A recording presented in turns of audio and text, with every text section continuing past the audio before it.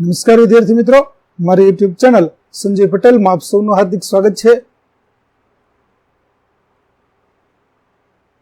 મિત્રો, આજના વિડીયોની અંદર આપણે ધોરણ 8 વિષય છે હિન્દી, જેનો પાઠ 1 કે જે સત્ર 2 ની અંદર આવે છે, જેનું નામ છે પત્ર એવं ડાયરી। આ પાઠના સ્વાધ્યાયના પ્રશ્નો અને તેના જવાબો વિશે શીખવાના છીએ। વિદ્યાર્થી મિત્રો, જો તમે મારી ચેનલમાં નવા હોય તો મારી ચેનલને જરૂરથી સબસ્ક્રાઇબ કરો। વિડીયો સારો લાગે તો લાઇક કરો, શેર કરો અને બેલ નોટિફિકેશન ઓન કરો, જેથી મારા આગળના નવા વિડીયો પણ આપને મળતા રહે।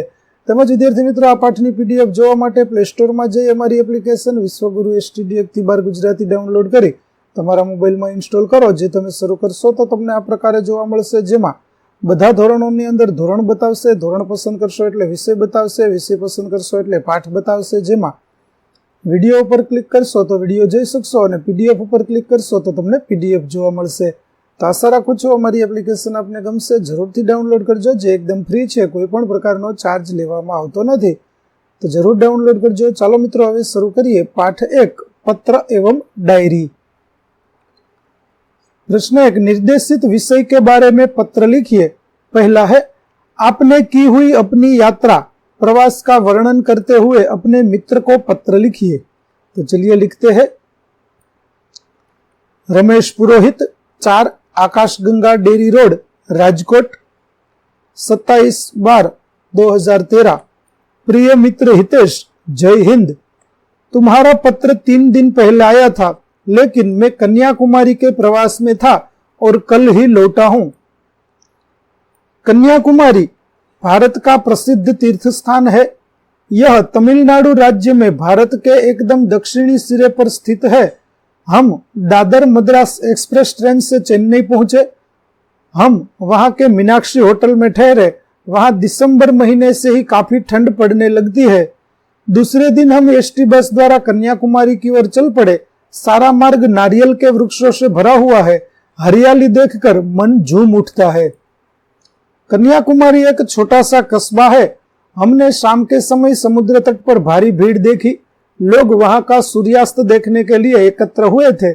सूर्य का वैसा भव्य रूप मैंने पहले कभी नहीं देखा। अगले दिन कन्याकुमारी का प्राचीन मंदिर और विवेकानंद शिला स्मारक देखा। विवेकानंद की सुंदर मूर्ति दर्शनीय है। हमने कन्याकुमारी के बाजार से शंख और सीपों से बनी हुई कुछ वस्तुएं और एल्बम खरीदे। कुछ चित्र मैं तुम्हें भेज रहा हूं। अपने माता पिता से मेरा प्रणाम कहना। तुम्हारा मित्र विनय। ત્યાર પછી બીજો પત્ર છે વિદ્યાર્થી મિત્રો, बीमारी के अवकाश के लिए कक्षा शिक्षक को पत्र लिखिए। तो आशा सदन 25 आशा सदन महात्मा गांधी मार्ग, राजकोट। आदरणीय गुरुवर, कक्षा 8ब, 28/11/2013। कल शाम मुझे जोर की ठंड लगकर बुखार आ गया। डॉक्टर को दिखाया। उन्होंने बताया कि यह मलेरिया बुखार है और इसका कुछ दिनों तक ठीक ढंग से उपचार करना होगा। स्वस्थ होने में कम से कम 1 सप्ताह तो लग ही जाएगा।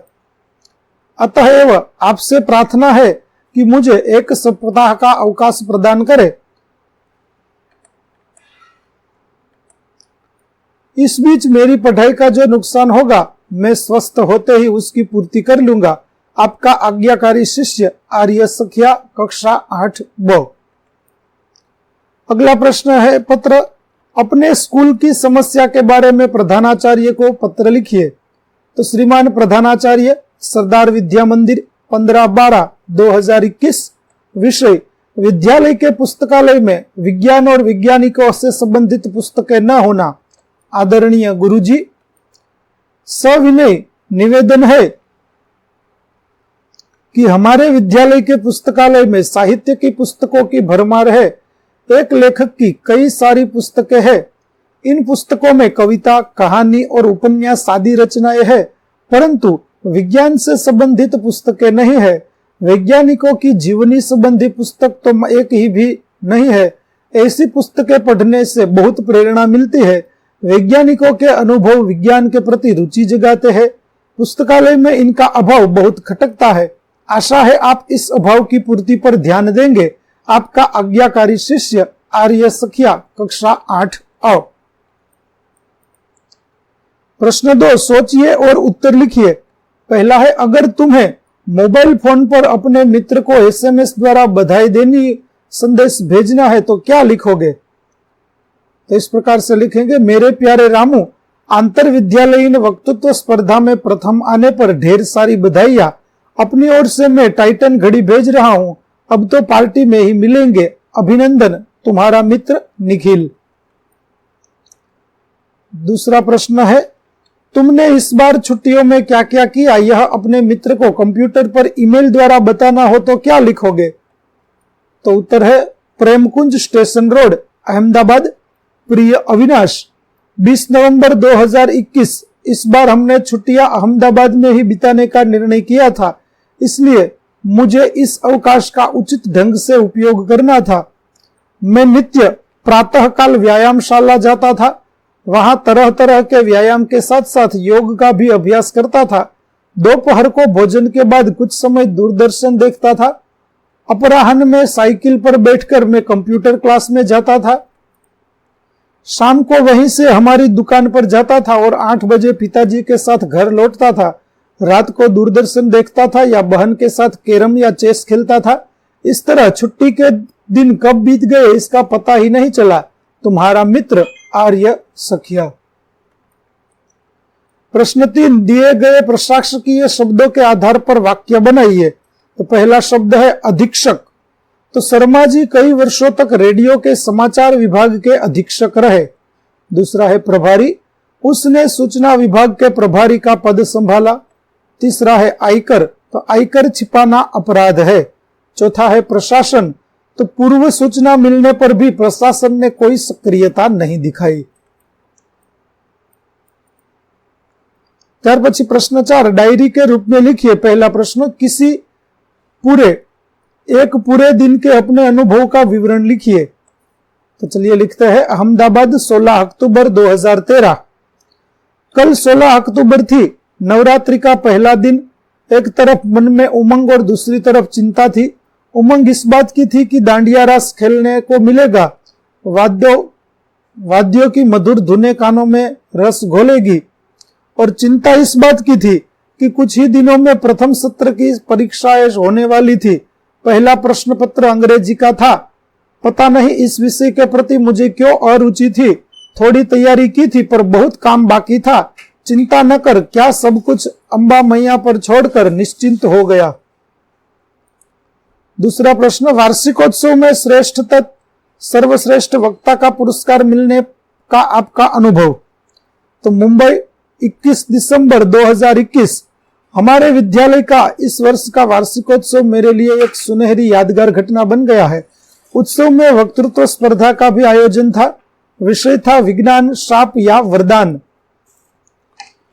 स्पर्धा का अंतिम वक्ता मैं था, लेकिन मुझे प्रथम पुरस्कार मिला। मित्र हैरान थे कि यह बहुत कम बोलने वाला आज इतना धड़ाधड़ कैसे बोल रहा है। सचमुच उस समय मेरी वाणी पर सरस्वती विराजमान हो गई थी। शाम को पिताजी घर लौटे तो बहुत खुश थे। उन्होंने अदालत में प्रतिवादी के वकील को अपनी दलीलों से परास्त कर दिया था। सचमुच आज का दिन तो हमारे लिए सरस्वती का दिन ही था। प्रश्न 3, अपने जीवन का कोई सुखद अनुभव लिखिए। तो आज का दिन तो सचमुच अविस्मरणीय रहा। दिवाली के मेले में जाने के लिए माँ ने 20 रुपये दिए थे। अब इस छोटी सी रकम से मैं क्या मेले का आनंद लिया जा सकता है। इसमें 5 रुपये तो बस के किराए के लिए ही थे। मैं मेले में जाने के लिए निकल ही रहा था कि मेरे मामा जी आ गए। वे बोले, मेला देखे तो मुझे भी वर्षों हो गए हैं, चलो मैं भी आज मेले का आनंद ले लेता हूं। मैं मामा जी की बाइक पर सवार हुआ और फटफट करती हुई उनकी बाइक सड़क पर हवा से बातें करने लगी। मेले में हमने खूब आनंद लिया, समोसे खाए, लस्सी पी, गुलाब जामुन का स्वाद लिया, फोटो खिंचवाए, निशानेबाजी में इनाम जीता और चरखी पर बैठे हाथी की सवारी का भी आनंद लिया। इतना सब आनंद लेने के बावजूद मेरे 20 रुपये जैसे के तैसे जेब में पड़े रहे। मेले में घूमने का वह सुखद अनुभव शायद ही कभी भूल पाऊं। इसका श्रेय मामा जी को है। तो विद्यार्थी मित्रों, અહીં અભ્યાસના પ્રશ્નો પૂરા થાય છે। હવે જોઈએ સ્વાધ્યાયના પ્રશ્નો, જેમાં પહેલો પ્રશ્ન છે, नीचे दिए गए डायरी के अंश का अपनी मातृभाषा में अनुवाद कीजिए। તો વિદ્યાર્થી મિત્રો ડાયરીના અંશ છે તે આપણને અહીં જોવા મળે છે, તેનો આપણે ગુજરાતીમાં અનુવાદ કરવાનો છે. તો ચાલો જોઈએ કઈ રીતે થશે. આજ તારીખ 10 ઓગસ્ટ 2011 રાત્રે ઊંઘ આવતી નહોતી, આનંદનો પાર નહોતો. ક્યારે સવાર પડે તેની રાહ જોતો હતો.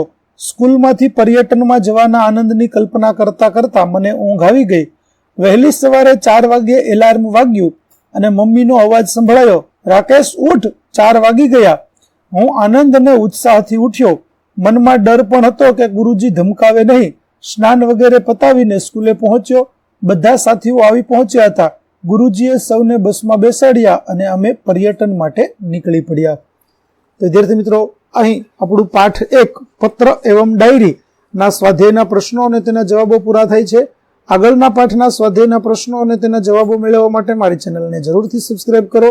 તેમજ પીડીએફ જોવા માટે પ્લે સ્ટોરમાંથી અમારી એપ્લિકેશન વિશ્વગુરુ STD 1-12 ગુજરાતી ડાઉનલોડ કરો, જેમાં આપને ધોરણ 8 તમામ વિષયના સ્વાધ્યાય સોલ્યુશન, સ્વાધ્યાયપોથી સોલ્યુશનની પીડીએફો મળી રહેશે. તો આશા રાખું છું આપને અમારી એપ્લિકેશન ગમશે. જરૂર ડાઉનલોડ કરજો, જે એકદમ ફ્રી છે, કોઈ પણ પ્રકારનો ચાર્જ નથી. તો ફરી મળીશું પાઠ 2 ની અંદર. ત્યાં સુધી આવજો.